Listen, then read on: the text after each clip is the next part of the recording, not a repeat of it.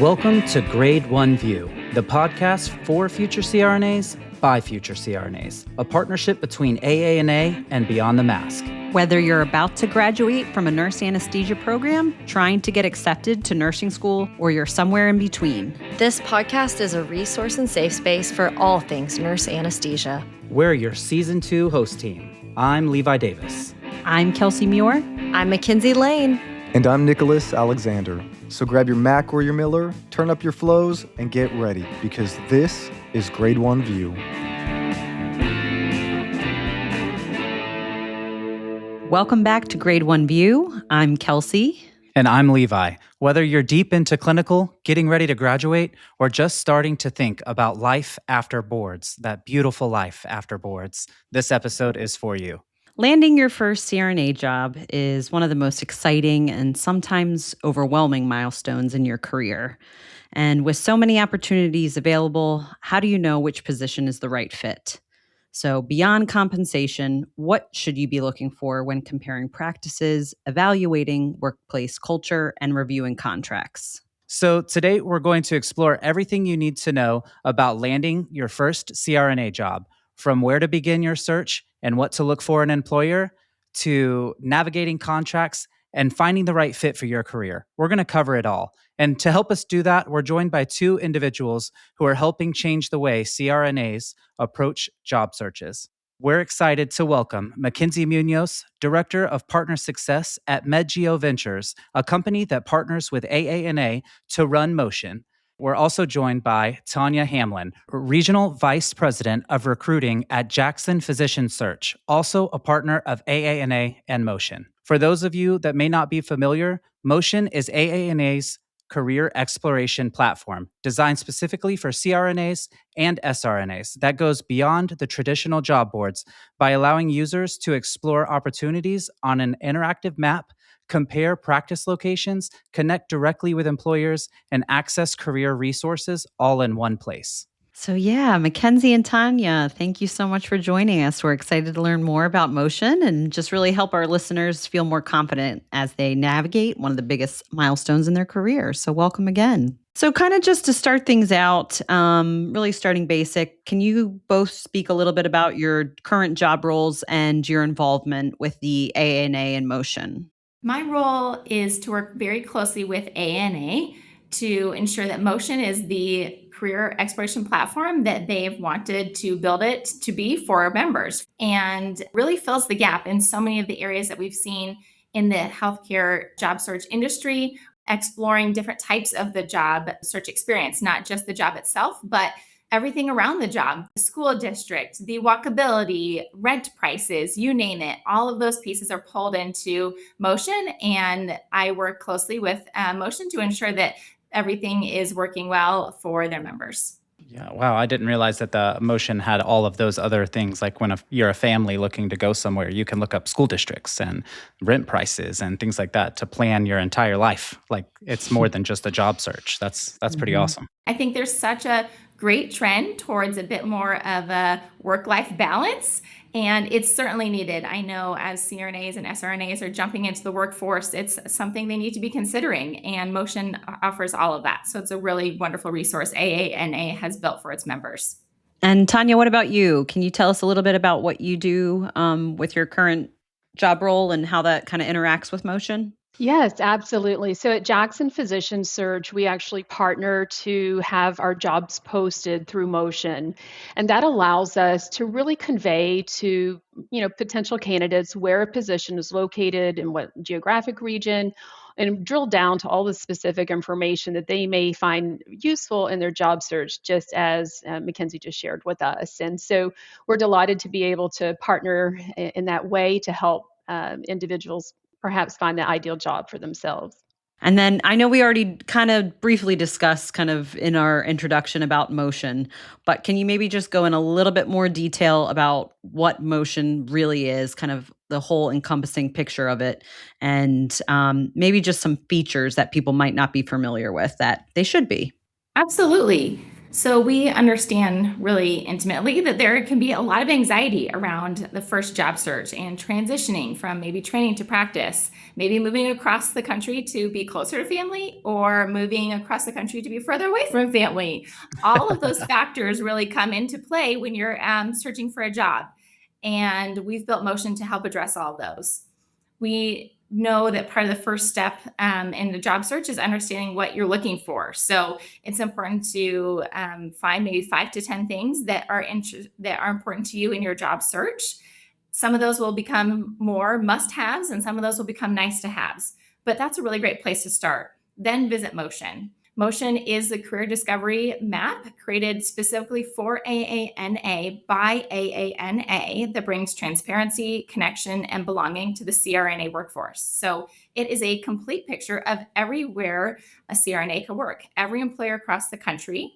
That means it has about 12,000 sites on it. So think of it like Zillow, but for careers. So when you're on Zillow, you can look in your neighborhood or you can look across the country.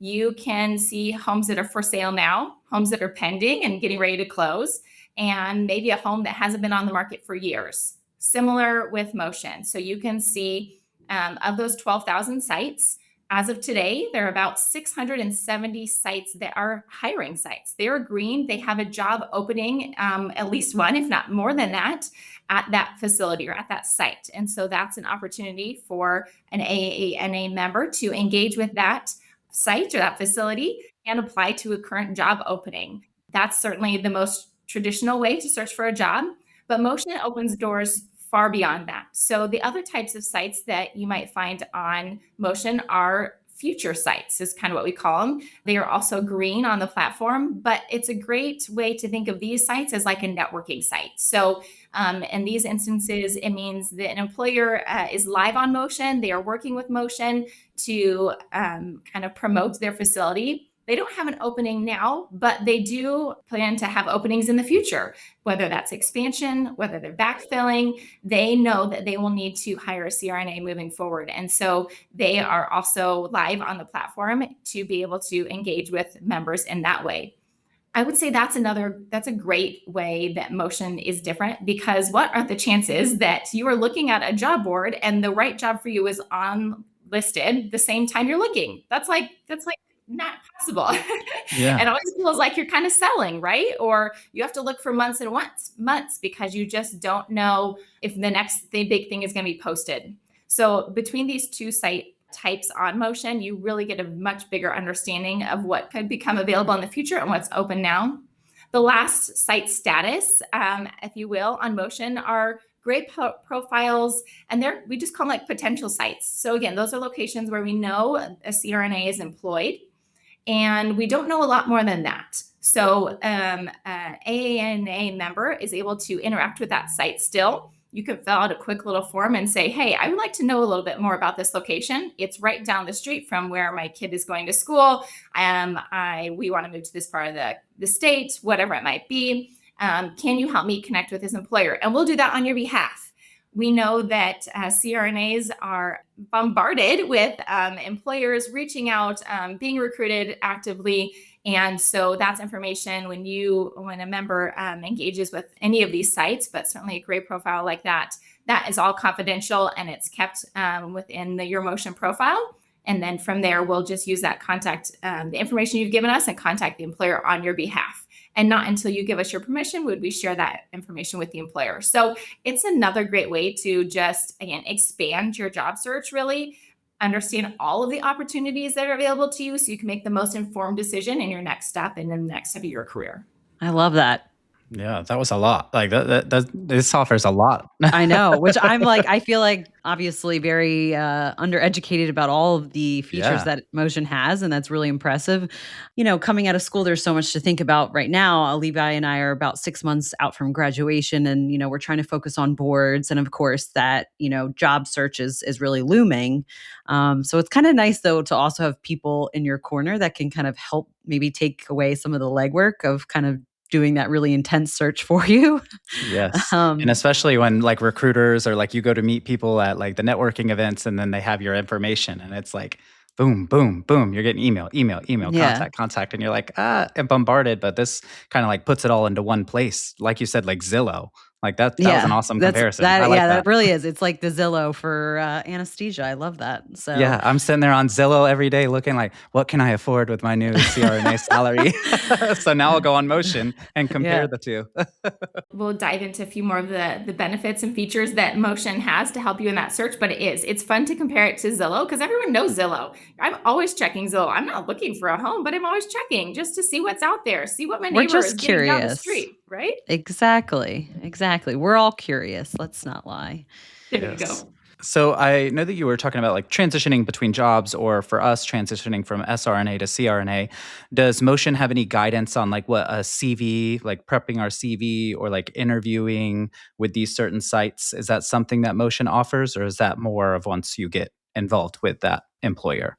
Great question. So there's nothing specific on Motion, but Motion has a great partnership with Jackson Physician Services. And so ANA has brought Jackson into the fold to help provide consultative meetings and interview prep tips and you name it, that will allow you all SRNAs to help in that transition process. So I'll let Tanya maybe say a little bit more about what that looks like from their perspective. Yeah, absolutely. And I would say be sure as you are putting your CV together to have someone external to the search review it. It's important to have a professional, just kind of the basics of a professional email. Some people actually create a separate email address for their job search so that they can have one place to go to review all of the information.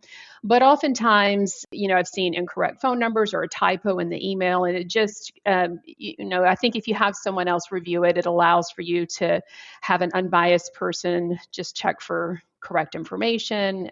Is there anything missing? But I think one of the things that I would recommend is starting a job search at least 12 to 18 months out, and then having your CV Wow. ready to go. Yeah, and it may seem like a really long lead time, but what I have seen from people who start earlier versus kind of at maybe in the 6 month window is that you're able to actually be more proactive in the job search and maybe really hone in on what type of practice that you want, what geographic location, and doing a little due diligence and research early on, going to the Motion site, looking at different job postings, understanding what the nuances are in the market allows the individual to be more, I guess, in tune with what's out there, what the trends are, and then how to really focus in on the search so that maybe you're more in control of what you do and where you go versus being reactive and maybe taking a job just because at the maybe 11th hour, you're having to pick the one that's available, not necessarily the one that you wanted or hoped to have. This might be different for people that are planning after graduation on sticking in the geographical area that their school is versus people that are going to potentially be moving across the country. But do you feel like there is some relevance to students that actually have clinical experience at certain sites versus like not having clinical experience and just seeing like a job posting on Motion? Do you have any kind of information to offer up for that for students that might be in that position? When I think about the job search, beyond just the money and the clinical work itself, I really encourage individuals to think about what matters most to them in a job. For some people, it might be work life balance. For some people, it might be the clinical case mix.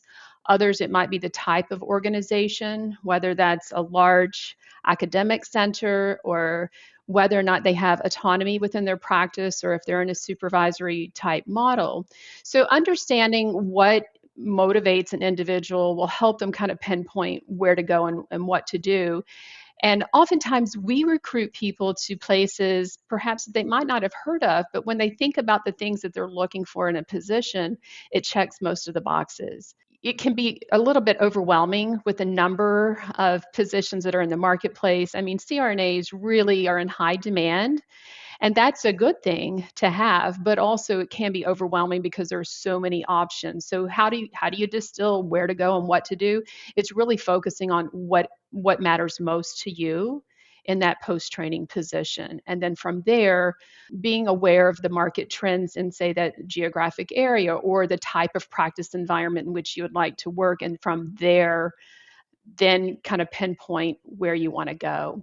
And that could be where you are training, or it could be across the country. It just really depends on the individual. And then also you can look at things like the recruitment incentive packages. What is out there that's really appealing and drawing to some individuals might be looking for educational loan repayment. So looking at opportunities that check the clinical component boxes, also with the financial package that's being offered with the recruitment incentives, creates a win-win. And we're even seeing nowadays employers offering educational stipends, sometimes up to $2,000 a month while still in training, and then signing bonuses, and then educational loan repayment. So really helping to prioritize what drives you, I think will help. We see a lot of clinicians sometimes focus on just the dollar amount without really thinking about the totality of the package. And I'm not talking about just the financial component of the package, but I'm talking about the things like the culture of the organization. What type of support will a newly trained CRNA have in that role? What does orientation look like? Is it here's your badge, here's your parking, and here's your login? Or is it a defined, very intentional onboarding and orientation? And just understanding and knowing those nuances are really important. And then looking at what call looks like and how that is defined, what those expectations are. Someone newly trained might not want to go to a more rural area where they're the sole provider in that space. That could be daunting for some individuals. So will you have mentorship and someone to help support you during those early stages and days in your post-training career? I was at a few conferences now, and I've had the honor of listening to Matt and Mandy from North Star. Shout out to them. They do sessions for SRNAs, and they have something called a paired comparisons chart. And what you do is you make a list of A through G, or however many things that are important to you: salary, autonomy, location, and you list those out. And then on the x-axis you list all A through whatever letter, and on the y-axis of the chart you list A through whatever. And then you're forced to compare salary versus location, and then you're forced to compare salary versus autonomy, and then autonomy versus location. And it gives you a ranked order of what you think is most important to you. And it's actually really revealing and shocking what the results were, because I thought mine was going to be financial, money, money, money. But it turns out for me and my wife, it was location was number one for us. And it makes you compare those priorities against each other one for one. And it really helps you rank the prioritization. That's a really good tool that they always teach about. I love that. And sometimes, as you kind of unveiled during your own exploration of that, some things are willing to be at a trade-off. If geographic location is more important or your top priority in selecting a job, you're willing maybe perhaps to trade off a little bit on the financial side because you're going to get the geographic area that you want. And conversely, if someone's looking for more of a work-life balance, what are they willing to trade in it, for that in order to have that? And so I think that is just a really great way to peel back some of the layers of the onion to really help pinpoint where individuals should focus. So thanks for sharing that. Well, you kind of already talked about, both of you, like what to do as a student, but didn't really discuss the flip side of that, of what not to do. So do you guys see some common mistakes with students and during their first job search? And if you can share those, what you think people should kind of avoid if they are starting that right now? Yeah, I think for me, one thing that often gets overlooked in the excitement of the position is really having a full awareness of call. If the role requires call, what does that mean? Who else is on call with that individual? Is there, like, for example, if it's overnight, are they the single clinician in the hospital overnight? Is there an emergency department that's available? So you're trying to understand who all's in house. What does the call look like? Is there additional pay for call? What are post call days like? Are you on service? Are you off post call? And I think being able to really have a full awareness of that allows for an individual to be able to compare the apples to apples of different job opportunities. I think too, when we think about, individuals wanting certain things in a contract, I think the financials are usually spelled out, but I think having more of a sense of, and it doesn't necessarily have to be in the contract or in the offer agreement, but just really understanding what mentorship and support looks like, and not just assume that that will happen, and not assume that there will be just a more senior person paired with a more junior person coming in, because that may not be the case. And I think sometimes individuals say, are thinking that, hey, I've completed my training, now I'm ready to go, and I'm ready to take my first position, and are really hyper focused on that. And then when they get into the position, maybe they're a little dissatisfied because something they didn't uncover came up. And that could be something like the level of autonomy within the practice. Maybe somebody wanted more autonomy and thought that they were going to have it based on what they had learned through the interview process. And in reality, when they got to the work site, it definitely didn't align with their expectation. And I think understanding too, the contract itself, the terms are really important to know, like just from a compensation perspective, but also any repayment obligations. Like if you received a signing bonus or a stipend, what happens if things don't work out? What does that look like? And being familiar with those, and making sure that you have a strong awareness of that, and have any questions answered about that before jumping into the position. I think the other side of that coin, Tanya, to your point, is there's all the pieces that need to be explored really thoroughly in the contract, in the job itself. And then the flip side of that is, what do you do when you're off call? What are you doing? What's your family doing? What does it look like for you to live and thrive in a community that you will now be working in? And Motion really offers a lot of layers to understand that a bit better. So within the Motion platform, we've pulled in layers that will, again, allow you to explore those things. So one layer is a satellite layer. So you can see, if you like spending your time on the water, how close is the nearest lake? What does it look like to actually indulge in some of those outside of work activities? Do you like to play golf? Is there a golf course nearby? What about the mountains? Do you like to hike? Do you like being in the hub, in the city, in the urban areas, trying out new food places? How walkable is your area? We have a walkability score on Motion, so you can really understand what that exercise and being out and about in a town might look like. Traffic. Okay, if I'm going to live a little bit further outside of Big town, one. That's what's good. the traffic going to look like? Yeah. Right? Yeah. That is, Big one. it's such a factor, because you say, okay, I love working here and I love living here, but it's going to take me an hour plus to get from one place to another. That adds up a lot. I can tell you, my husband has an hour commute every day, and it adds up. And so that's so important to think about. We also have a layer on Motion for supervision opt-out states. And I think that's something that may or may not be on the top of someone who's coming into practice for the first time on their radar, but maybe it should be. Maybe it's important to understand what type of supervision you will be required to have, or how much independence you will have in your practice. All of those, and there's more, are all on Motion. And so as you dive into a specific city, as you're looking, and I'm near Denver, so as I'm diving into Denver, I can understand when it comes into home prices. If I live right in the city of Denver, okay, so I know my commute is going to be less to the hospital down the street, but what is my mortgage going to look like? And if I live a little bit further outside of the city of Denver, if I'm in Inglewood, what kind of difference does that make? And so Motion is not just a research tool, although it is certainly that.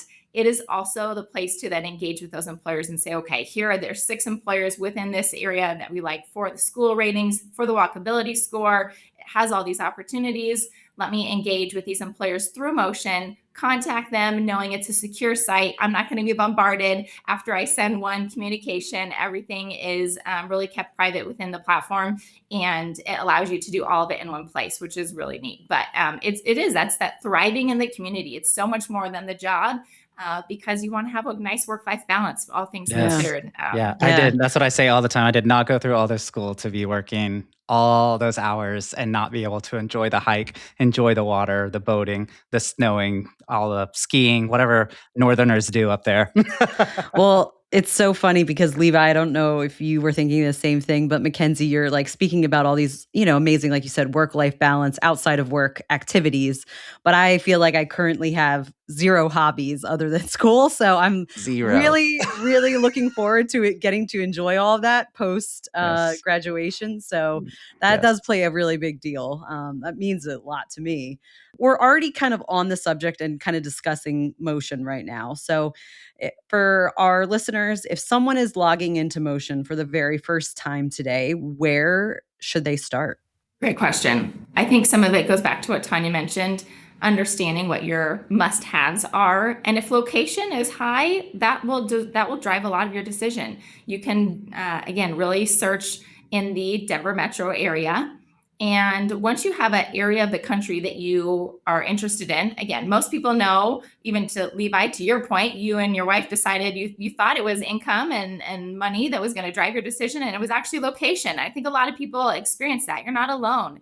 So once you decide, again, where you want to live, or maybe where you don't want to live, again, if there's a mother-in-law or somebody who you'd rather have a little bit more distance from, we all know how that can be, then set a market follow. It's a great feature, kind of like on Zillow, again, where you can draw a box around 3 practices. Maybe it's a little bit bigger area. Maybe there's 20 practices that you might be interested in, and just follow that market. That allows you to be notified only if there are changes at any of those sites. So it takes away a little bit of the legwork.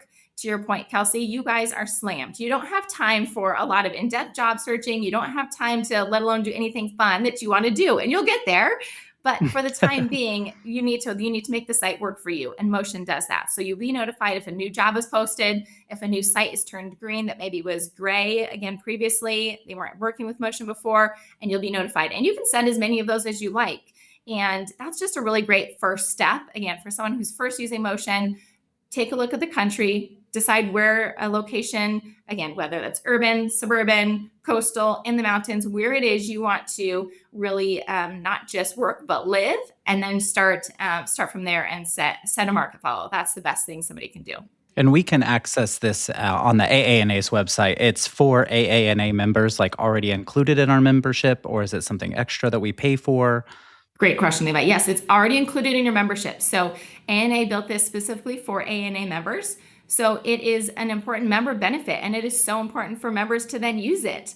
It doesn't help AANA at all to use it as a research tool and then go apply through, I don't know, any other site, but use it as a research tool and engage through the tool. Again, when you know your privacy is really important to ANA, and they've built the tool to protect from any kind of bombardment you might receive. They built it entirely for members. And so I think it's something that, ANA wants to just make sure that members take advantage of the service for sure. Another question about the Motion app. And you said that sites can engage, or they can be kind of reported as maybe they do have CRNA positions there. Is there a way for members that are on Motion to kind of like give their review of the site? Is there a way to kind of get feedback of people that have worked there, the good and the bad? Or is that something you go off the Motion to go find? Great question. Another great one. So we had intentions to build Motion with that piece in place. So the idea was that you could visit any site and you'd be able to understand a lot of different details about the site. Again, what their call schedule might look like, what type of electronic record systems they use, you name it. And also see who's currently working there. We ran into some privacy concerns, really, and not having kind of blanket approval to upload a user's information into a platform like that. So that started kind of our conversation to better understand how ANA wanted to continue to protect their members' information and contacts information. And so there's not a way to do reviews currently through the platform or to connect kind of directly with another colleague about their experience. But one thing that is unique to Motion as well is when you do go to engage with a site, we list the name of the person you're connecting with. So it doesn't just say like, good luck applying to this black hole that you have no idea what's going to happen after you hit submit. we all love that black hole application process. But if you don't love that process, Motion gives you a name and they say, okay, you're reaching out to Carly Smith, and she will reach back out to you. And on the back end, we have notifications going to employers so they know that you've reached out. And we have a team that helps them reach back out to you and make sure they're connecting. So it's not just kind of a black hole, kind of an unknown of maybe what's going on with that process. So there is at least some visibility for the member to understand who exactly the employer is that you're reaching out to. So you can maybe make connections that way or understand if it is somebody you might have a connection with already. Motion's got all these like neat features. And I think the more you use it and the more you explore and turn on and off features, it's really fun to just kind of dive into what the possibilities are. You're going to replace your Zillow scrolling with Motion scrolling. So Yes. Yeah, that There you sounds go. fun. Exciting. right. All right. So maybe you've gone on a few interviews or you're now in that process of starting to interview. I guess we want to know kind of what questions should every SRNA ask during an interview? Well, that's a really great question. I think one of the most important things is to really truly understand the role and responsibilities that would be required of the position. So I would ask about the case types, the case mix. What are the things that are most commonly seen in the practice? I'd also ask about the patient load itself, just to kind of get a sense of how many patients per day are you going to be caring for, and then also just understanding call and what that looks like. I think too, understanding, having a glimpse into the organizational culture is going to be really important to know. So just asking about how the team is structured. Is it an anesthesia care model? Do you get to practice autonomously? How are the teams incentivized to support each other? Just learning it kind of at that level what it looks like. We've talked earlier about work-life balance, and so really helping have a sense of what that looks like, having them define that. How does the organization support work-life balance? What does a typical schedule look like? How much flexibility is there? I would say, oftentimes at a bigger system, you're going to probably have a little more flexibility in terms of cross coverage and time off. If you're in a smaller facility and the bandwidth is more limited, you may also find yourself more limited and less flexible in terms of requesting time off or even last minute time off if needed. And then I think one of the things that often gets overlooked is what sort of professional development opportunities are there within an organization. We That's a find good that one. it really is. A lot of times, physicians and clinicians that we are speaking with want to know how they can develop within the organization from a leadership perspective, whether that's a formal title or informal leadership role. And so, from onboarding, from that day one and onboarding into the organization, is there a mentor assigned to them to help them with that process? How does your performance get evaluated? What does success look like for you as an individual? Is that the patient outcome? Put some parameters and guide rails around that. And then, what growth opportunities exist? Is there a chief position, or is someone at a point, down the road where they may be looking to retire? And is there an opportunity to start to, perhaps train someone for that role down the road? So I think being able to kind of see beyond just that clinical scope, and digging a little deeper would be really important and impactful questions to ask during an interview. And then speaking on like you're saying flexibility, guardrails, and terms like that, as new graduates and SRNAs, I know that the market's booming right now. Where do we stand in an interview, accepting jobs, that realm with negotiation? How does that like negotiating as a new grad or even in general with contracts, these terms that you're talking about, how would we go about that? Yeah, that's such a great question. Thank you so much for asking that, Levi.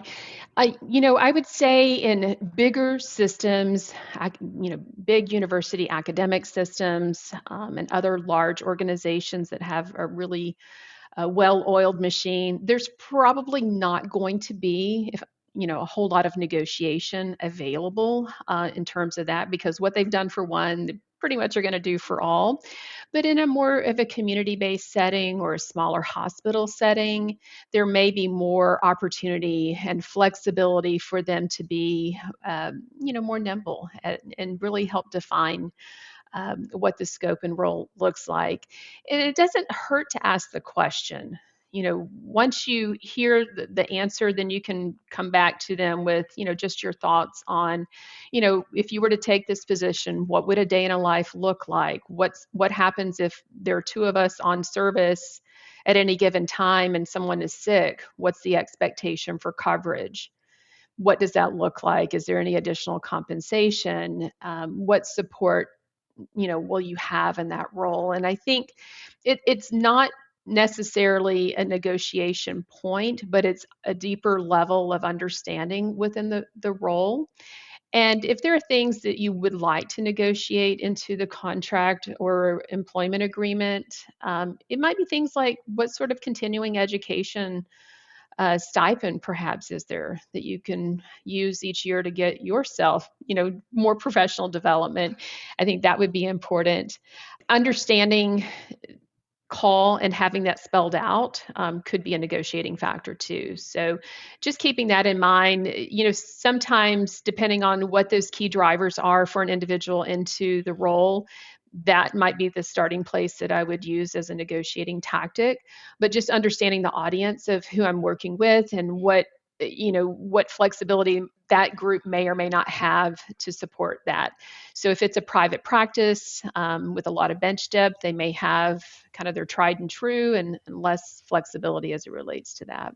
I feel like you've been burnt or know people that have been burnt by the on-call thing. Mhm. I feel like you brought that up. It's good. It's a good Honestly, point. It's very good. I can't even tell you in my class when I talk to a lot of people, call is like one of the biggest things that, factors that they consider, because I think everybody right now in this program, we're obviously so tired. And so the thought of having to then, roll into a brand new career where you're, forced to take call at certain points is a little bit daunting, but also it's like, it would be kind of nice to be awake during the living hours, so for a little while at least. So, well, that's so true. And I would say too, like a lot of times with newly trained CRNAs, we hear things like, I want to be able to use the full depth and breadth of my training, and I want to do it all.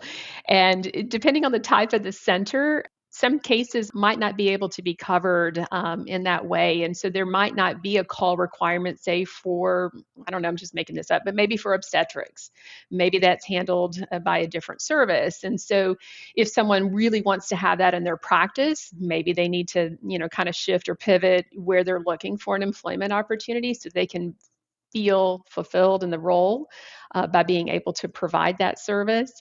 And a lot of times I do see the post-call days off.